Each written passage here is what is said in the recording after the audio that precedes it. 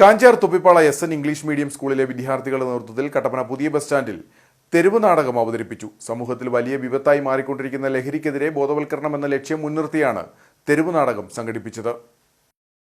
മലനാട് SNDP union secretary Vinod ഉത്തമൻ പരിപാടി ഉദ്ഘാടനം ചെയ്തു.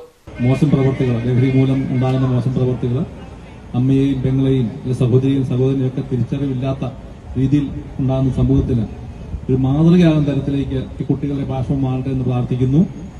Excise officer Sabu MC, Kattappana SI Dechi Varghese എന്നിവർ ലഹരി വിരുദ്ധ സന്ദേശം നൽകി. School manager KS Biju, principal Aby Antony, മറ്റ് അധ്യാപകർ തുടങ്ങിയവർ നേതൃത്വം നൽകി. കട്ടപ്പനയ്ക്ക് പുറമെ കാഞ്ചാർ ലബ്ബക്കടയിലും തെരുവ് നാടകം അവതരിപ്പിച്ചു. മയക്കുമരുന്നിനടിമപ്പെട്ട വിദ്യാർത്ഥികൾ തമ്മിലുണ്ടായ തർക്കത്തിൽ ഒരു വിദ്യാർത്ഥി കൊല്ലപ്പെട്ടു. ഹൈസ്കൂൾ വിദ്യാർത്ഥികളായ 3 പേരെ പോലീസ് അറസ്റ്റ് ചെയ്തു. തുടർന്ന് പോലീസ് നടത്തിയ തിരച്ചിലിൽ നഗരത്തിൽ വൻ കഞ്ചാവ് വേട്ട. വിദ്യാർത്ഥികളടക്കം നിരവധി പേർ അറസ്റ്റ് ചെയ്തു.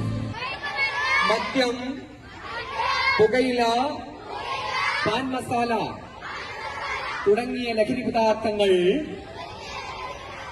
വ്യക്തികളെയും കുടുംബങ്ങളെയും ആരോഗ്യപരമായും സാമ്പത്തികമായും സാമൂഹികമായും സാംസ്കാരികമായും നശിപ്പിക്കുന്ന സാമൂഹ്യ വിപത്താണ്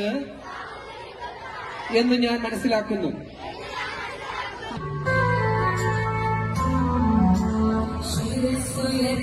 പറയുക ലഹരി